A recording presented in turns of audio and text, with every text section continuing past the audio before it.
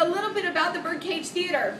The Birdcage Theatre was often referred to as the Birdcage Opera House Saloon. That was a fancy way in the 1880s of describing a combination saloon, a gambling hall, a dance hall, a theater, and a house of ill fame.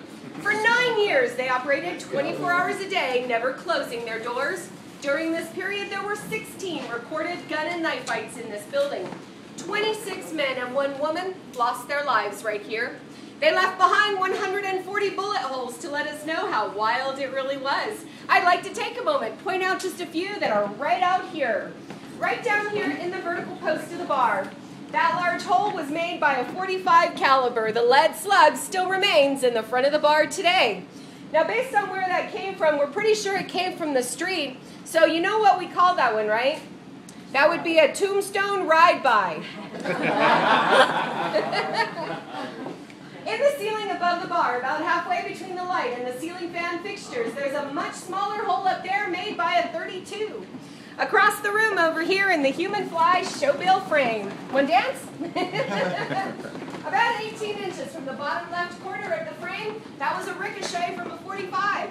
What I'd like to know is where it went after that. Over here in the green plaster wall, right above the Lyman Twins building, there is another large hole put there by a .44. The lead slug is in that wall also. Fatima in the large painting was a Turkish belly dancer.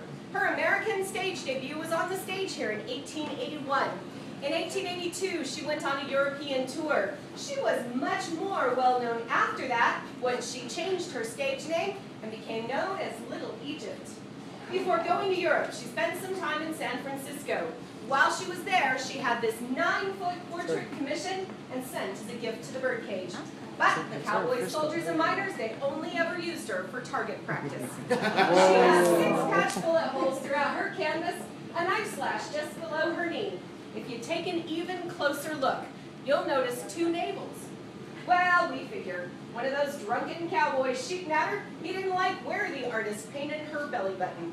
He put a bullet hole where he thought it should have been painted. Now, the very small and narrow staircase leading up this wall was the only means that the Cowboys, Soldiers, and Miners had to reach the ladies in the 14 private Birdcage cribs upstairs. There are 7 lining either side of the gambling casino. The catwalk across the center was the only way to cross over to the other side. Now, the partition above and below, that was not added until 1934.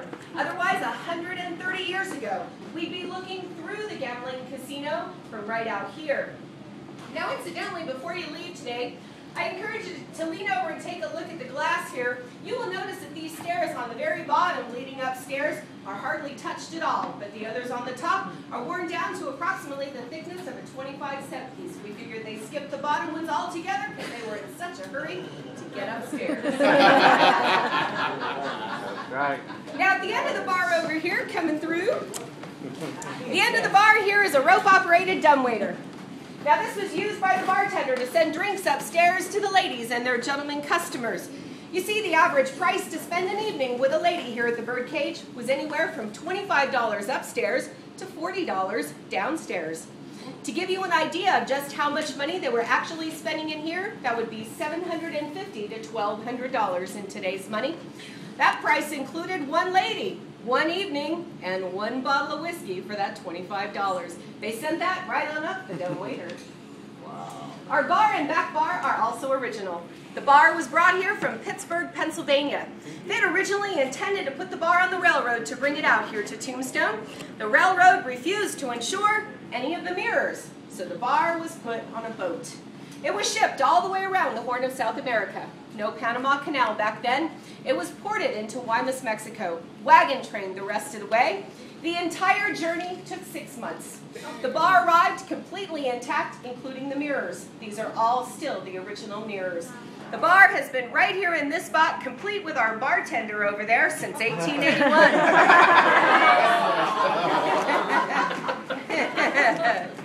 And I'll tell you something else with these original mirrors. Another thing that we say about these mirrors, if only those mirrors could talk, what a conversation they'd have. Now, this room right out here is the bar room, and it is only about 8% of the entire building. So when you go in tonight, You're actually going to be in the gambling casino and theater. It still contains all of the original faro, dice, poker, and blackjack tables.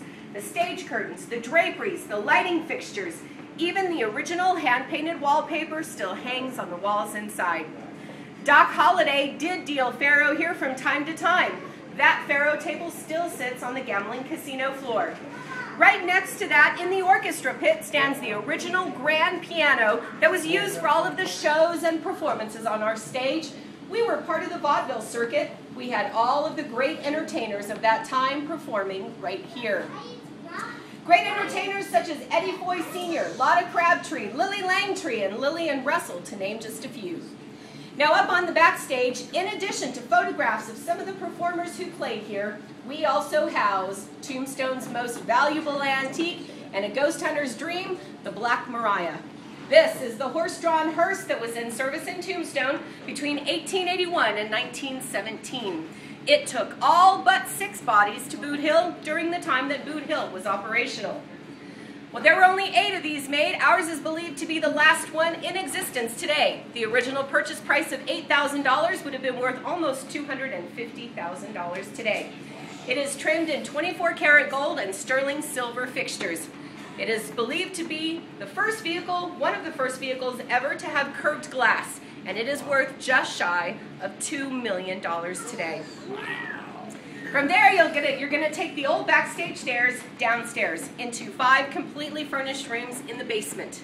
Our document room is downstairs, also the wine cellar. That still holds the original wine and whiskey barrels that were left here. After 122 years, some of those barrels to this very day, steady him, are still full of Kentucky bourbon. They are still full. And you can't get in.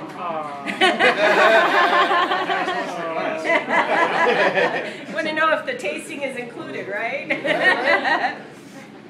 Now also in the basement are the 2 bordello rooms, and they still hold a lot of the original furnishings and fixtures, including a lot of the personal items that were left here by some of the ladies that worked here the night they closed Christmas Eve, 1889.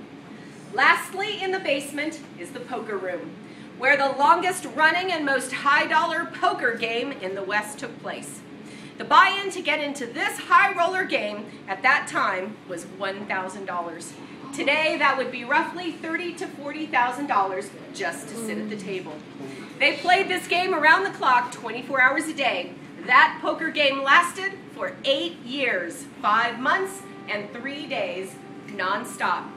All of the famous gamblers of the Old West at one time or another played in on that game. Such notables as Diamond Jim Brady, Doc Holliday, Bat Masterson, and Luke Short. They also played alongside some very prominent businessmen of that time period. Adolphus Busch, who founded the Busch breweries, would meet right here 4 times a year with George Randolph Hearst just to sit in on that game and play a little poker. $10 million crossed hands on that table in that 8 years. The house took 10%. They walked away with $1 million in profit just from that one poker game alone. Let me share with you what that would mean today. Today, that would be a $300 million poker game. The house cut would have been equal to $30 million today. It all went on right down there in the basement in a dirt floor. Yep, absolutely. Now, it was also in the end room right downstairs where you're going to see where Wyatt Earp and Josephine Sarah Marcus began a lifelong love affair. That lasted 47 years until Wyatt's death in 1929, but the whole thing got its start right here in this building. Now, for those of you that are going to join me this evening, I look forward to a very fun evening. For those of you that are not with El Paso Ghost Tours, if you would like to tour the museum at this time, our bartender will be more than happy to help you and get you started on the museum. The cost of admission is $10 per person for adults, $9 for anyone 60 or over, $9 for anyone who's an active duty military member. Youth 18 and under are $8, children